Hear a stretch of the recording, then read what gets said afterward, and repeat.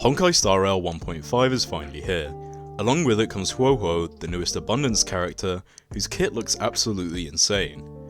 As well as 2 new relic sets, the follow-up attack set, and a damage over time set that can revolutionize the way that we want to build our damage over time characters. This relic set not only changes how we want to build our characters, but also can change how we can build our teams, and I want to talk about it in today's video. So with all that said, my name is Luna, and let's get into the video. So first of all, let's cover HuoHuo. HuoHuo is the newest Abundance character that breaks the laws of Honkai. Generally, throughout the start of Honkai, we have had characters that stick to their own paths. Abundance characters heal, Hunt characters deal single target damage, Erudition characters deal AoE damage, and Destruction characters specialize in 3 or less targets. This has more or less been the same thing since the very start, with the only exception being that Nihility characters specialize in debuffing, as well as giving damaging debuffs. But technically this all comes under the quote debuff. HuoHuo completely shatters this fact. HuoHuo is not only an Abundance character, but HuoHuo is also a mini Harmony character, as her ultimate specializes in giving attack damage, as well as giving energy to your entire team. She can give up to 20% energy for everyone. And no, I don't mean 20 energy, I mean 20% of their respective energy.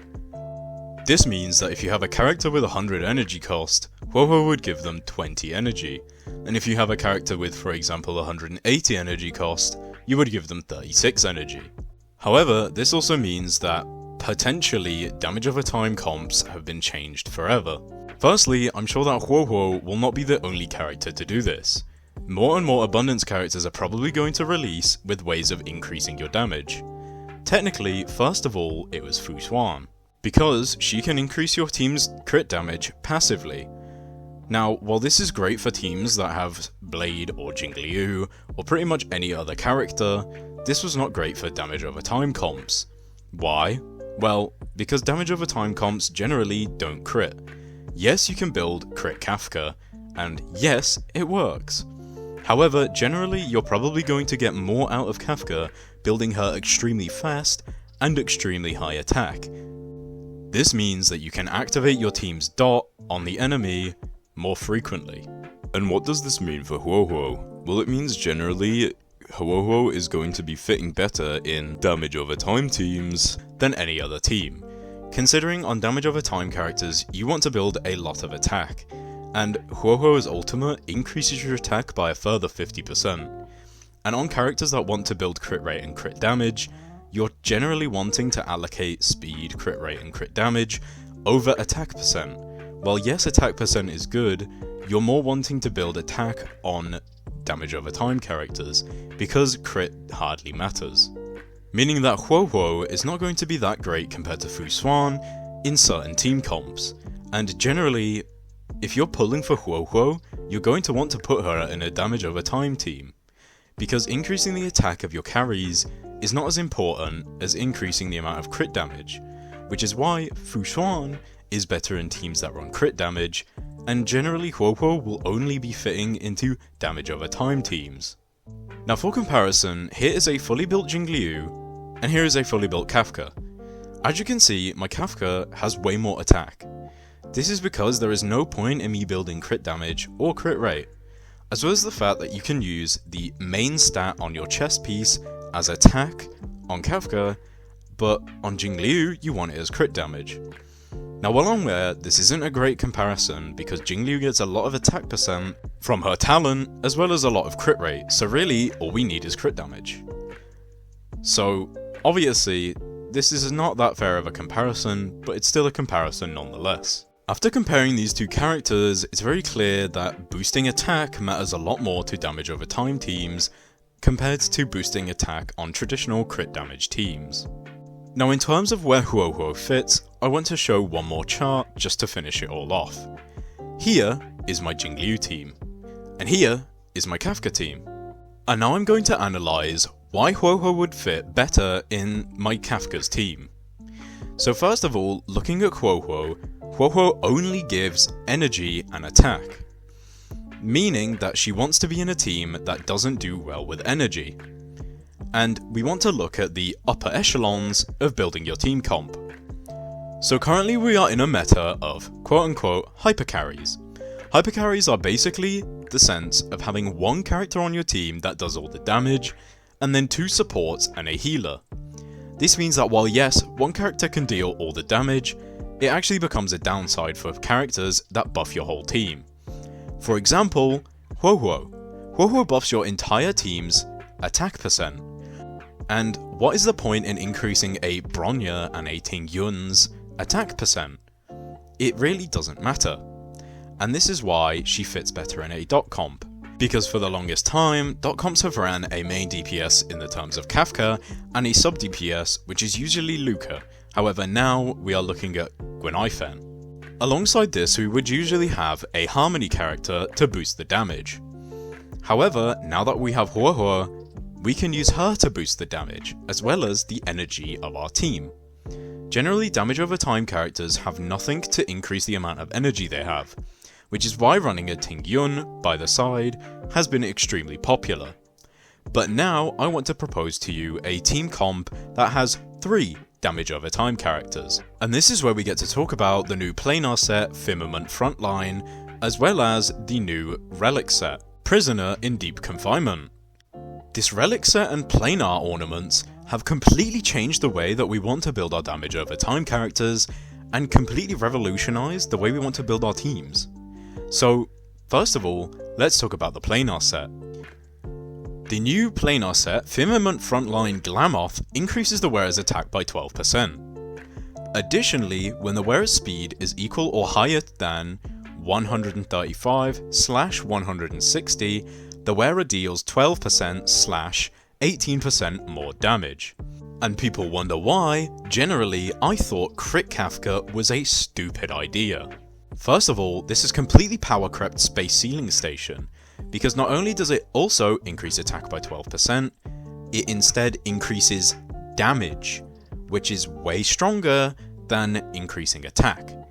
This is why you can only roll damage percent on one piece of gear.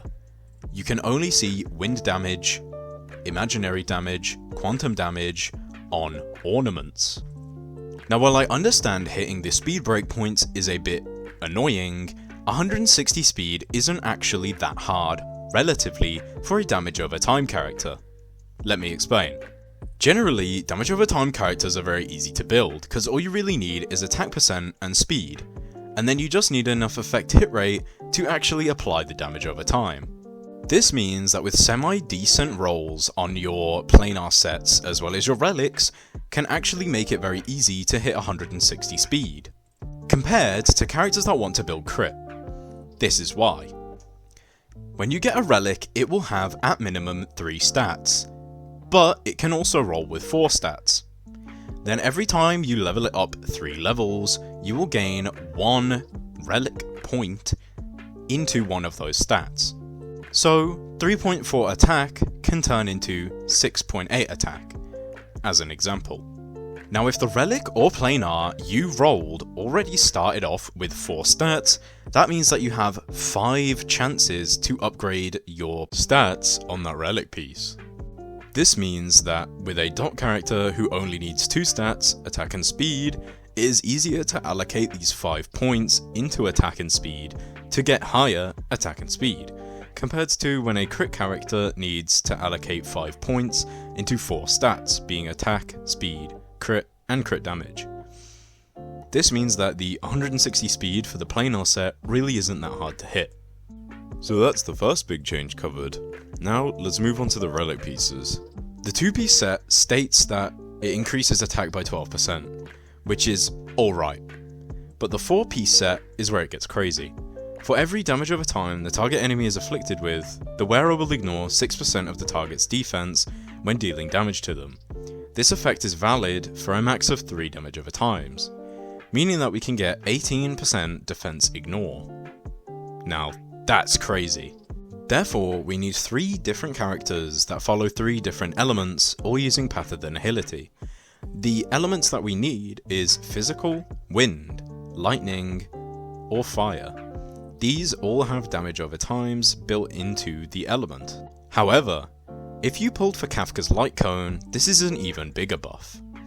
In fact, with this relic piece, you still only need 2 characters, because Kafka's Light Cone gives a separate damage over time that is completely different to her Shock. Although, for most of the player base, you are going to want to have 3 damage over time characters on one team in order to maximise this set's effect. And so this is where the new way to build your teams comes into play. Now you are going to want 3 damage over time characters, as well as a healer. But here's the issue, you don't boost damage. And this is where HuoHuo is so crucial, and why I think that if you're running a damage over time team, she is a must pull for now. However, I'm sure that more abundance characters that have something similar will be coming in the future, but HuoHuo is just too good to ignore. So, on almost all of your damage over time characters, you're going to want to have Prisoner in Deep Confinement 4-piece, as well as Firmament Frontline Glamoth at 2-piece. And you want to try and aim for 160 speed on all of your characters, meaning that you should be able to clear extremely fast considering you're ignoring target's defense, as well as dealing percentage increased damage. This is crazy for all damage over time characters, and unfortunately, it's looking like everyone's gonna have to refarm their gear. And so, in this specific team comp, I want to talk about HuoHuo's build. HuoHuo's best in-slot build is probably going to be 2-piece Passerby of Wandering Cloud, as well as 2-piece Messenger of Traversing Hackerspace. This makes it so she is really fast, as well as the same time giving a lot of healing. And you want her to be really fast in comparison to your team, compared to really slow. Why is this? Well, let's look at it like this. HuoHuo's healing has an uptime of 2 turns, but this is 2 of her own turns, so some people want to have her slower so that she can heal more.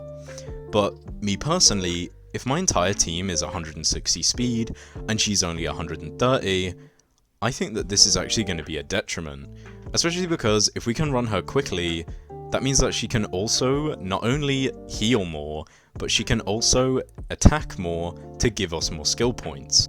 One more reason as to why you want her to be quicker is because in this team comp, you're going to have 3 DPSs, meaning that you're not going to have a support, so the only damage increase you have is HuoHuo's ult. This means that without HuoHuo's ult, you're not going to be doing crazy damage, and this makes this team very so slightly risky, dependent on how much you can have HuoHuo's uptime.